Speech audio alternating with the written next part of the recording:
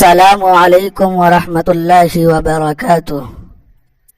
پیارے ساتھیوں، آج ہم آپ کے سامنے ایک ایسا واقعہ سنانے جا رہا ہوں جسے سننے کے بعد آپ اپنے دل کے اندر یہ یقین کر لیں گے کہ بے شک یہ جو ساری نعمتیں اللہ رب العزت نے دیا ہے، بے شک اللہ رب العزت کا ہمارے اوپر فضل و کرم ہے۔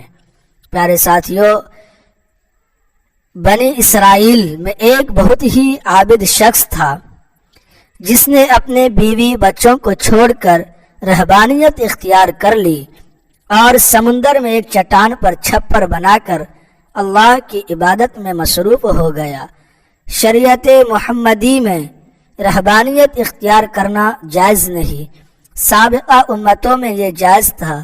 اللہ تعالیٰ نے اس کے کھانے پینے کے لیے اس چٹان پر یہ انتظام کیا کہ وہاں میٹھے پانی کا ایک چشمہ نکل آیا جس سے اسے ٹھنڈا پانی ملنے لگا، اور وہی انار کا ایک درخت بھی اللہ نے اگا دیا جس سے بڑے بڑے انار اس کو ملنے لگے۔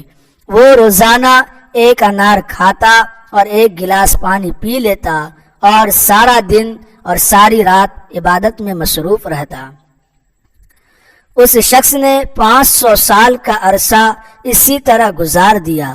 جب اس کے انتقال کا وقت آیا تو اس نے اللہ سے دعا مانگی کہ اے اللہ، میری ساری زندگی تیری عبادت میں گزری ہے، اب میرا آخری وقت آ پہنچا ہے۔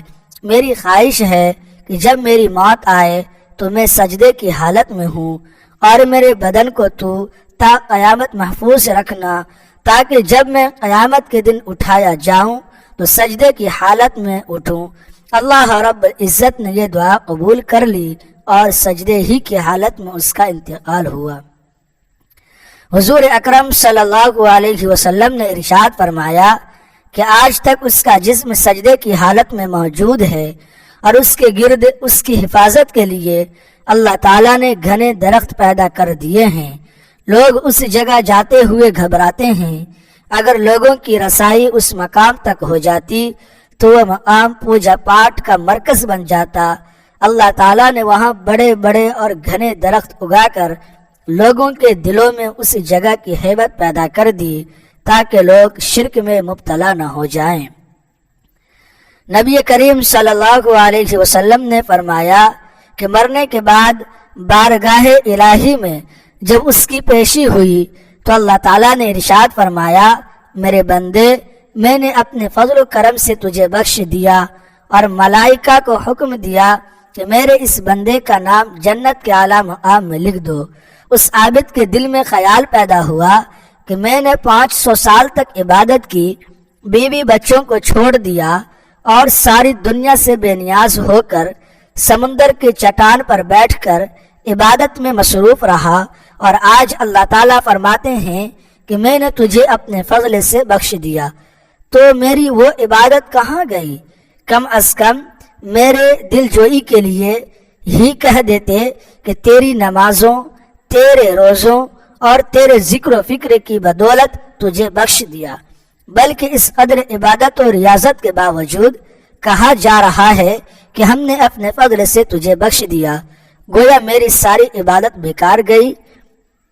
اللہ رب العزت جو دلوں میں پیدا ہونے والے خیالات کو بھی جانتا ہے، اس نے فرشتوں کو حکم دیا کہ بجائے جنت کی طرف لے جانے کے اسے جہنم کی طرف لے جاؤ، لیکن اسے جہنم میں داخل مت کرو، بلکہ جہنم سے 500 میل کے فاصلے پر رکھو، جہاں پر اس کو جہنم کی آگ کی تپش شدت محسوس ہو۔ فرشتوں نے حکم کی تعمیل کرتے ہوئے اسے وہاں پہنچا دیا۔ ایک دم جو اسے جہنم کی تپش محسوس ہوئی تو بلبلا اٹھا اور پیاس پیاس پکارنا شروع کر دیا۔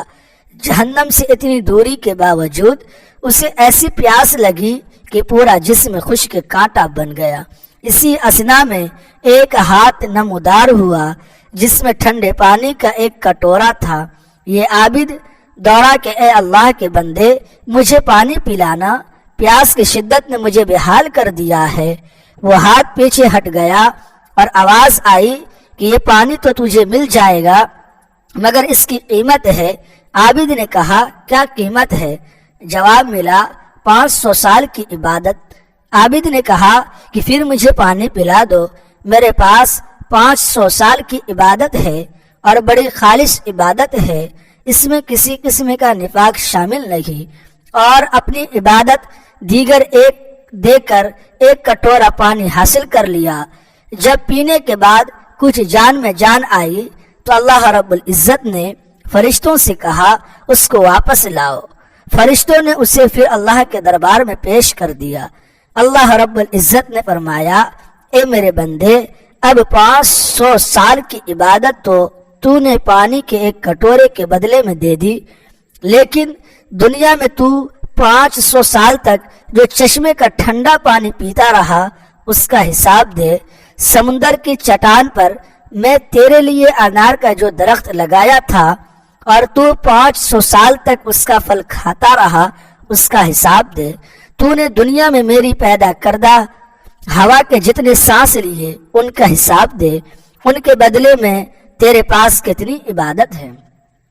ہم نے تجھے صحت دی، دیکھنے کو آنکھیں دی، سننے کو کان دیے، بولنے کو زبان دی، اس کے علاوہ ان گنت نعمتیں میں نے تجھے عطا کی۔ ان تمام نعمتوں کے بدلے میں کتنی نمازیں، کتنے روزے، کتنے نوافل لے کر آیا ہے۔ تو نے 500 سال تک اگر عبادت کی ہے تو اس عبادت کے لیے میں نے ہی تجھے طاقت و ہمت عطا کی تھی، اس طاقت کے بدلے میں کتنی عبادت تیرے پاس ہے۔ تجھے عبادت کرنے کی طاقت ہم نے دی، ارادہ ہم نے دیا، توفیق ہم نے دی، دانا پانی ہم نے دیا، پھر بھی تجھے یہ دعویٰ ہے کہ میں نے بہت کچھ کیا اور آج اس کا بدلہ چاہتا ہے۔ ارے تو نے جو کچھ کیا وہ تو سب ہماری مہربانی سے کیا، بتا تو نے اپنی طرف سے کیا کیا؟ اگر کچھ ہے تو پیش کر۔ یہ سن کر عابد لرز گیا اور بارگاہ الہی میں عرض کیا یا اللہ، بے شک نجات آپ کے فضل سے ہوتی ہے، کسی کے عمل سے نہیں ہوتی۔ عمل کی تو یہ قدر و قیمت ہے، 500 سال کی عبادت کرے اور بس ایک کٹورا پانی پی لے۔ اس واقعہ میں یہ نصیحت پوشیدہ ہے کہ انسان کو اپنے عبادت و ریاضت پر مغرور نہیں ہونا چاہیے۔ اگر انسان کسی قدر عبادت کر لیتا ہے تو اسے اپنا کمال نہ سمجھے بلکہ اللہ تعالیٰ کا فضل و کرم سمجھے کہ اس نے اسے اپنے دربار میں آنے کی توفیق عطا کی ہے۔ آپ نے دیکھا کہ 500 سال کی عبادت دھری کی دھری رہ گئی اور نجات کا ذریعہ اللہ کا فضل قرار پایا۔ اللہ کے فضل کی علامت انسان کا نیک عمل ہے۔ نیک اعمال اس حقیقت کو ظاہر کرتے ہیں کہ اس شخص پر اللہ کا کتنا فضل ہے، ورنہ اسے ہماری عبادت کی ضرورت نہیں۔ عبادت ہم اپنی بہتری کے لیے کرتے ہیں، بے شک اللہ بے نیاز ہے۔ دوستو، اگر یہ ویڈیو پسند آیا ہو تو ہمارے چینل کو ضرور سبسکرائب کر لیں اور بیل آئیکن بٹن کو دبا دیں تاکہ اسی طرح کی ہر آنے والی نئی ویڈیو کی نوٹیفیکیشن سب سے پہلے آپ کو ملے۔ شکریہ۔